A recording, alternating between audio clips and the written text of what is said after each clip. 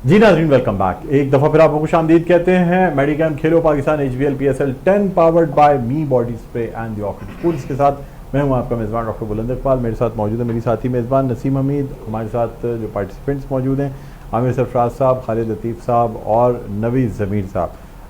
नसीम हमीद को हम खुशामदीद कहना चाहेंगे। अस्सलाम वालेकुम, खैरियत से आप? ठीक है डॉक्टर साहब, कैसे हैं? ठीक है माशाल्लाह, बिल्कुल। आप बताएं, खैरियत से? ठीक है, चलें खैर, अच्छा लग रहा है। अब ये चूँकि आज हमारा जो है वो प्रोग्राम इस सीज़न का या इस सिलसिले का आज हम ये आखिरी प्रोग्राम कर रहे हैं, उसके बाद एक ब्रेक देंगे। अब चाहे वो वक्फा 2 दिन का हो, 4 दिन का हो, 8 दिन का हो, 10 दिन का हो, ये डिपेंड करता है इसलिए कि अब हम इस बात की मरहून मिन्नत होंगे कि जब PCB की जानिब से ऐलान किया जाएगा कि हाँ PCB की तरफ से PSL मैचेस का दोबारा इनेकाद किया जा रहा है, तो जिस दिन पहला मैच होगा प्ले ऑफ का, उस दिन हम दोबारा आपकी खिदमत में हाजिर होंगे। ये प्रोग्राम इन्हीं टाइमिंग्स पे यानी शाम के 5:30 बजे दोबारा आपके सामने पेश करेंगे। क्योंकि दुबई और पाकिस्तान के वक्त का कोई ख़ास फ़र्क नहीं होता, इसलिए हमारे प्रोग्राम की टाइमिंग्स में भी कोई तब्दीली नहीं आएगी। लेकिन बहरहाल हालात में बड़ी तब्दीली आ गई। जिस तरह हमने प्रोग्राम एक जोश व खरोश से शुरू किया था और उम्मीद थी कि शायद ये प्रोग्राम हम जो है वो इसको कामयाबी के साथ इसको तकमील के मनाजिल तक पहुँचाएँ, लेकिन ये पाकिस्तान की हिस्ट्री में सेकंड टाइम हो रहा है। एक दफ़ा कोविड की वजह से जो है वो PSL रोकना पड़ गया था और उसके बाद कई महीनों के बाद दोबारा PSL का इनेकाद किया गया और उसे कंप्लीट किया गया। उससे पहले भी जब एक फ़ाइनल था तो वो रोक लिया गया था और उसके बाद उस फाइनल का इनेकाद कराची में हुआ था। लेकिन अब ये प्ले ऑफ के 4 मैच रहते थे और ये जो चीज़ें जिस तरीके से सिचुएशन डेवलप हुई तो नागुज़ीर हो गया कि जो PSL के मकामात हैं उनको अब तब्दील कर दिया जाए और इस मुल्क से बाहर ले जाया जाए, ताकि जो इंटरनेशनल प्लेयर्स हैं उनकी सेफ्टी सबसे ज़्यादा मलूज़ खातिर रखी गई है।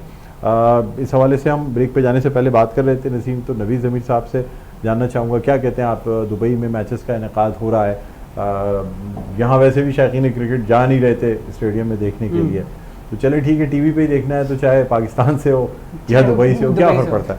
नहीं डॉक्टर साहब, ऐसा नहीं है। लोग तो आ रहे थे, लाहौर में तो आने कराची में नहीं थे, लेकिन तमाशाई आ रहे थे। बाकी ये कि क्रिकेट में मायूसी तो तमाशाई को डेफिनेटली हुई होगी। क्रिकेट टूर्नामेंट यहाँ से वहाँ शिफ्ट हो रहा है।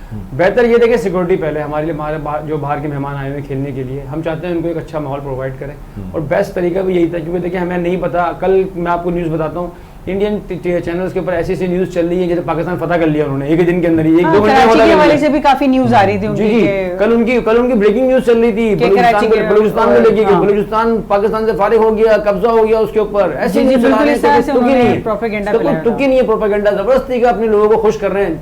करना कुछ भी नहीं है भाई, आओ तो सही फिर पता चलेगा तुम्हें। अच्छा, वो चीजें नहीं दिखा रहे जो ड्रोन उनके गिर रहे हैं, मतलब वो नहीं बता रहे कि कितने मारे हैं पाकिस्तान ने। नहीं, वो तो ये बता रहे हैं पाकिस्तान ने गिरा दिए, पाकिस्तान ने 100 फाइट पोस्ट अपने हवा में उड़ा दी है। सही बात है, वो तो कह रहे हैं ड्रोन की इतनी अहमियत थी नहीं। ड्रोन का बेसिकली आई थिंक कुछ रिमोट कंट्रोल डिवाइस जैसे होती है, एक बच्चे जैसे प्लेन उड़ा देते हैं।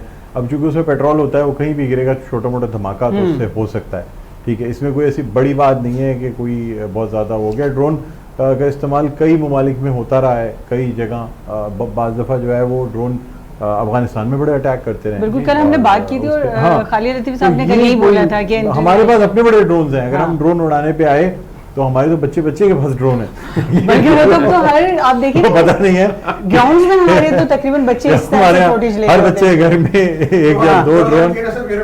हमने अपने बाद बड़े बच्चों के सारे जो है ड्रोन उड़ा के जो है ना, वो अगर हमने ड्रोन उड़ाए तो इंडिया पे जो है ना वो बादल छा जाएंगे ड्रोन से। जिनको अंदाजा नहीं, हमारे यार शादी की तकरीब में मूवी ड्रोन से बनाई जा रही होती है। स्कूल कॉलेजेस में जो फोटो होती हैं, जो वीडियोस बन रही होती हैं, वो ड्रोन के जरिए बन रही होती है। जो है बड़ी रॉकेट साइंस नहीं है, ड्रोन से ली जाती है, तो ड्रोन तो हमारे लिए कोई मसला है ही। लेकिन सर ये मुझे लगता है कि आने वाले वक्तों के अंदर सबसे मौलिक हथियार होगा, क्योंकि इसमें जान के ज़िया का खतरा नहीं है और जो बुज़दिल कौमें हैं वो सबसे अटैक करने वाले की जान का खतरा अटैक करेंगे। और ये तीनों टेक्नोलॉजी पे चल रहे हैं, ये फ्यूल पे भी चल रहे हैं, बैटरी ड्रिवन भी हैं और ये सोलर भी है। तो दिन हो रात हो कुछ भी हो, इनके पास जो ट्रैवल का टाइम और सारी चीज़ें हैं, और जो मौलिक जो सबसे ज़्यादा इफेक्टिवली उन्होंने जो इस्तेमाल किया है अफगानिस्तान में और पाकिस्तान, इंडिया और अफगानिस्तान के बॉर्डर पर, न्यूक्लियर वॉरहेड इससे नहीं उड़ाया जा सकता। न्यूक्लियर वॉरहेड की बात नहीं हो रही, कन्वेंशनल तो आप उसको कन्वेंशनल डेटोनेटर्स इसमें होते हैं, डेफिनेटली हैंड ग्रेनेड टाइप के होते हैं, उससे ज़्यादा ले जाने की इसकी कैपेसिटी होती ही नहीं है।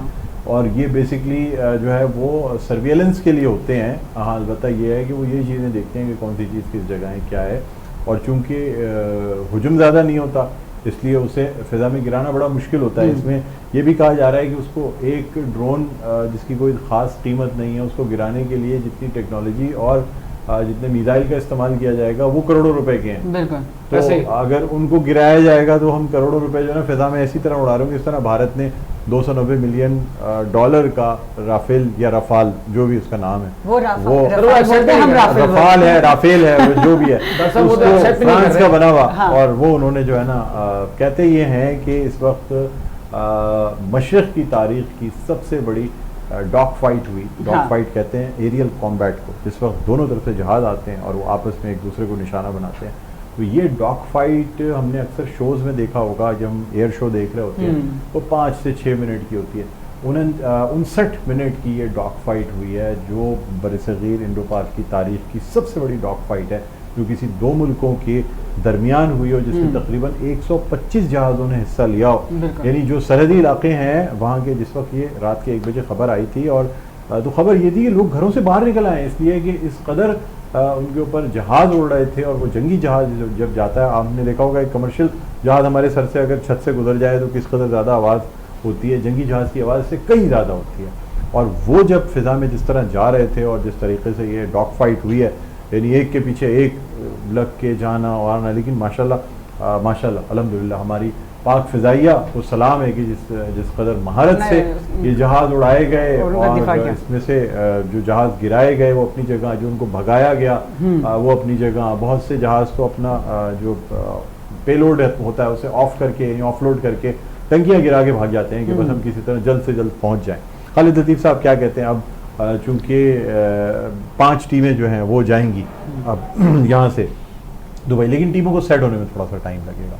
एक जो तवातुर के साथ एक टूर्नामेंट हो रहा होता है वो अपनी जगह, लेकिन जब एक वक्फा आता है, अब हमारे प्रोग्राम में ही वक्फा आता है तो हमारी स्पीड स्लो हो जाती है।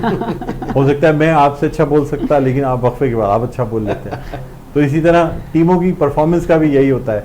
हो सकता है कि अब से पहले जो टीमें अच्छा परफॉर्म कर रही हो वो शायद आगे जाके अच्छा ना परफॉर्म करें, दूसरी टीमें ज़्यादा अच्छी परफॉर्म कर लें, उनको मौका मिल गया रिसर्च करने का। बेसिकली ये मौका उन टीमों के लिए ख़ास तौर पे है जो कि अच्छा परफॉर्म नहीं कर रही है। क्या कहेंगे आप? अब बिल्कुल ठीक है आपने डॉक्टर साहब, वेदर, पिच, हर चीज़ चेंज हो जाएगी। वहाँ गर्मी है, और हमने देखा है पहले भी पाकिस्तान सुपर लीग जो है वो जब स्टार्ट हुई थी तो फर्स्ट सेकंड एडिशन वो उधर हुआ। उसके बाद हम लोग यहाँ लेकर आए, और अब जिस तरह टीमें यहाँ जो सिचुएशन बनी हुई थी, सीम, स्विंग, स्पिन, वेदर, सब चीज़ें वहाँ जाके चेंज हो जाएंगी। तो अब ये बिल्कुल ठीक कह रहे हैं, जो टीमें हम समझ रहे थे कि बिल्कुल नीचे चली गई हैं, उनके जो बैट्समैन जो प्रॉब्लम में थे वो डेफिनेटली उधर परफॉर्म करेंगे, क्योंकि वहाँ पर एज सिचुएशंस नहीं होंगी, वहाँ अनप्लेबल बॉल नहीं होगी। वहाँ पर आपको अगर शॉट मारनी है, अगर आप जिस तरह हम कह रहे थे कि हाँ प्रॉपर शॉट यहाँ लगेगी, वहाँ पर आप ऑफ स्टंप की बॉल को मिड विकेट भी मार सकते हैं और निकल के एक्स्ट्रा कवर भी मार सकते हैं। यहाँ मुश्किल हो रहा था। तो ये चेंजिंग आएगी, और इससे अब आप देखेंगे ये पॉइंट टेबल और ये सारी चीज़ों में बहुत बड़ा फर्क लगेगा। जिनको हम समझ रहे हैं कि ये जीत जाएंगे, हो सकता है वो टीमें हार जाएं, नीचे हार जाएं। क्यों? क्योंकि अब सिचुएशन बड़ी क्लियर हो गई है। 2 टीमों का प्रॉब्लम है, 2 टीमें जो आपस में लड़ेंगी, पेशावर ज़ल्मी और लाहौर की टीमें जो लड़ेंगी, उसमें एक फैसला, बाकी सब ऑलमोस्ट मेरे ख्याल से इस्लामाबाद के लिए डाउटफुल। अगर वो हार जाएगी तो आमिर सरफराज साहब, आपने देखा कि जिस तरीके से हम देख रहे हैं कि बहुत ज़्यादा जब PSL स्टार्ट हुआ था कुछ टीम बहुत ऊपर थी, फिर पॉइंट टेबल पे जो है उनकी पोजीशन चेंज हो गई। अब आप समझते हैं कि वहाँ पर अगर पिच का भी, खालिद लतीफ़ साहब कह रहे हैं कि पिच का भी और इतना इन्वायरमेंट नहीं होगा, टॉस का भी इतना मेरे ख्याल से कुछ नहीं होगा, जो टीम अच्छा परफॉर्म करेगी वो जीतेगी, जो प्रेशर में नहीं रहेगी।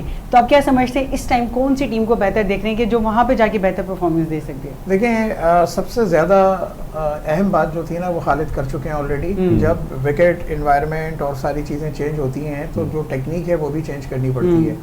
लेकिन यहाँ हमें ये चीज़ ध्यान में रखना चाहिए कि मोस्ट ऑफ द प्लेयर्स, खासतौर पर इंटरनेशनल जो हमारे साथ आए हुए खेलने के लिए, और पाकिस्तानी टीम के भी जो प्लेयर हैं उनको काफ़ी वसी तजर्बा है मुख्तलिफ सिचुएशंस के अंदर खेलने का। इम्पॉर्टेंट चीज़ ये है कि वो उसको अपने आप को अप्लाई कितना करते हैं और उन कंडीशन से हम आंग करके और फिर अपनी परफॉर्मेंस को निकालते हैं।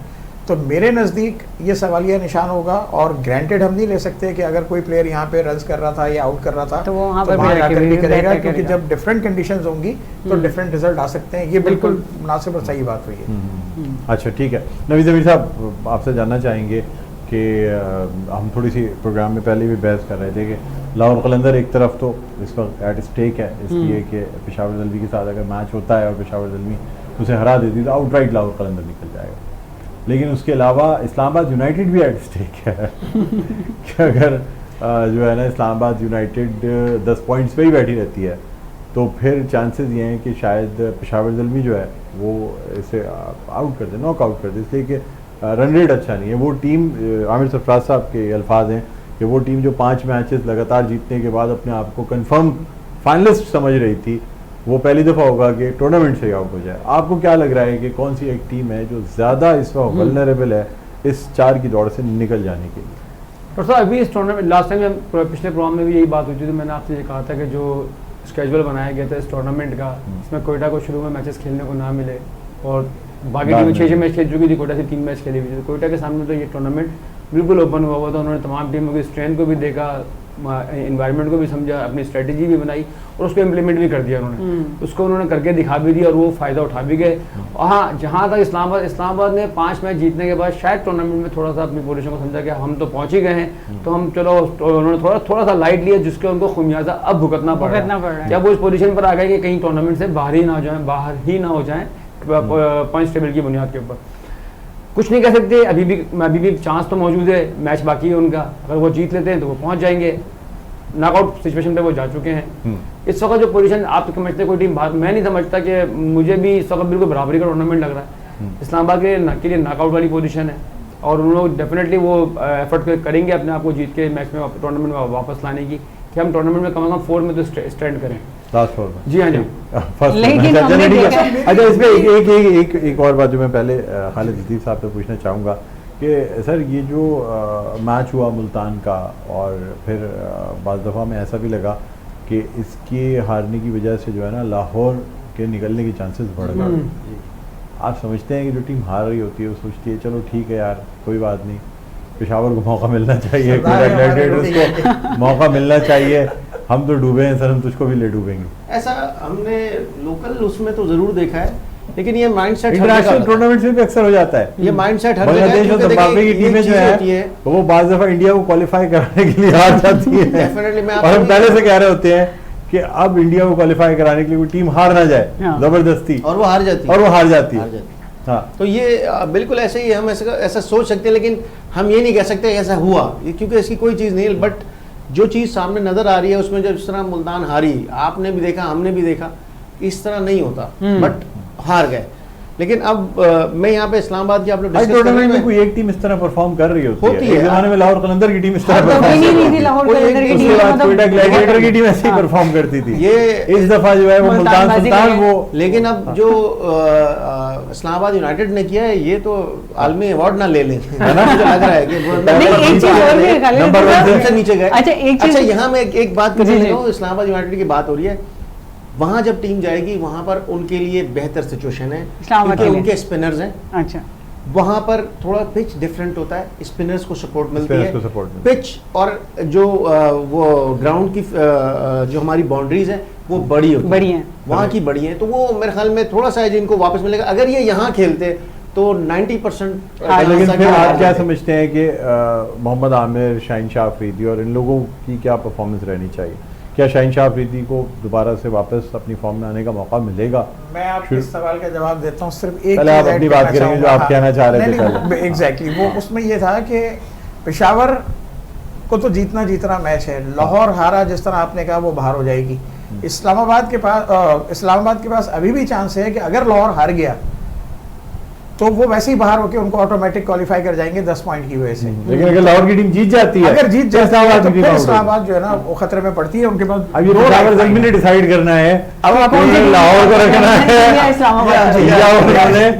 इस्लामाबाद यूनाइटेड को रखना है। एग्जैक्टली सिचुएशन यही है। अच्छा, दूसरी चीज ये है और उनके लिए बेहतर ये है कि वो लाहौर को रख लें और इस्लामाबाद यूनाइटेड का आउट कर दें, इसलिए कि इस्लामाबाद यूनाइटेड की टीम ऑन पेपर नहीं, मैं लाहौर की सपोर्ट नहीं कर रहा, मैं कंडीशंस भी उनकी हो चुकी है। सिचुएशन जो है वो इस्लामाबाद बेहतर टीम है तो वो जो प्रेफर करेंगे कि लेकिन बाज दफा ऐसा करने में वही टीम निकल जाती है जो हार जाती है। ये कुछ क्रिकेट में बड़ा मसला है, ये बड़ा मसला है कि एन वक्त में रन रेट कैलकुलेट होते इस तरह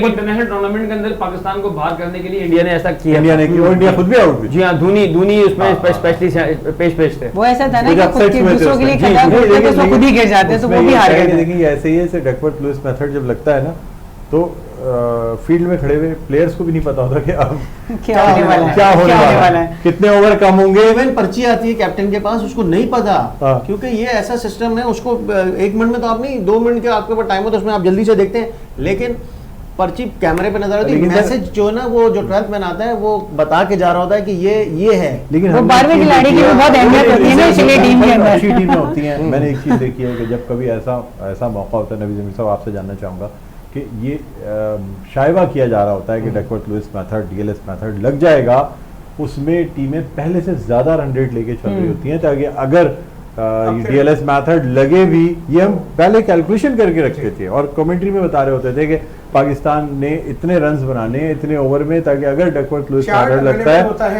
चार्ट अवेलेबल होता है, उसकी पूरा ग्राफ अवेलेबल होता है कि आपने कितने ओवर में कितने रन करने हैं तो अगली टीम को कितना टारगेट करना होगा। ये चीजें होती हैं, तो इसलिए ये जब ऐसी सिचुएशंस में मुझे हैरत होती है कि ऐसी सिचुएशंस में तो टीमें पहले कैलकुलेट करके चलती हैं, लेकिन बदकिस्मती से शायद हमारे यहाँ ये चीजें अब नहीं नोट की जा रही होती। बहरहाल एक वक्फे पे जाना है, सब लोग मुंतज़िर थे। नबी जमीर साहब आपसे पहले थोड़ा सा जवाब ले लेते हैं, उसके बाद मैंने कि आप सवाल करेंगे फिर बोलेंगे ब्रेक पे जाना है। मेथड का मतलब एक बताया, बात ये है कि देखें प्लेयर्स जो खेल रहा होता है ना, ये तो काम मैनेजमेंट के लोग बाहर बैठे हुए कैलकुलेट कर रहे होते हैं, वो लोग बता रहे होते हैं, और एनालिस्ट जो बैठे होते हैं आपके ना, वो लोग बता रहे होते हैं कि आपने किस तरह से लेके चलना है इस मैच को ना। अच्छा, मैं समझता हूँ कि ये जो कानून बनाया ये कानूनी गलत है मेरे हिसाब से। इसमें होता क्या है कि जो जिन लोग जो मुश्किल सिचुएशन के अंदर जो बॉलें ज्यादा डॉट हुई हुई थी उनको निकाल दिया जाता है, और जिन पर रन्स बने होते हैं सिर्फ उन बॉलर को काउंट करके ये इस तरह से कैलकुलेट किया जाता है। मैं समझता हूँ ये मेथड ये गलत है, ये लगना ही नहीं चाहिए। टूर्नामेंट के अंदर मेथड माना जाता है सर, माना नहीं जाता, लेकिन इस पर क्रिटिसिज्म भी कितना है। लेकिन आपको याद है साउथ अफ्रीका की टीम जीती मैच बाहर, सर वो याद है, लेकिन इसमें एक बात फैक्ट है, आप माशाल्लाह क्रिकेट खेलते हैं, आपको अंदाजा होगा कि आपको 10 ओवर दिए जाएं और 5 ओवर में मैच रोका जाए, और आपको दिए ही 5 ओवर जाए तो 5 ओवर में कहीं ज्यादा टीम में एडवांटेज हो गया ना सर, कोशिश करेंगे कि एडवांटेज हो गया, लेकिन उसमें फिर आप ज्यादा रन, ये एक वो होती है जब ये यानी अब नागहानी एकदम से आ जाए बारिश तो और बात है, लेकिन अगर आपको पता हो कि मौसम खराब है और यहाँ पे डीएलएस मेथड लग सकता है तो फिर टीमें शुरू से अच्छा फिर वो करना पड़ता है, 5-5 ओवर के सेशन लेके चल रही होती है। उनको पता होता है कि हमें ये रन रेट अपना 12 का रन रेट हमें मेंटेन रखना है, ताकि कहीं पे भी रुके तो ये रन रेट। वो आप सुनते हैं ना, हाँ मुझे तो ये लगने लगा कि अक्सर जो है पीएसएल के बाद जो ग्राउंड में नजर आ रहे हैं प्लान बी प्लान सी वही होते हैं, कहने का पूरे कोच लग रहे हैं इसमें, पूरे कोच लग रहे हैं, पाकिस्तान टीम की कोचिंग में गए हैं, क्रिकेटर्स हैं जो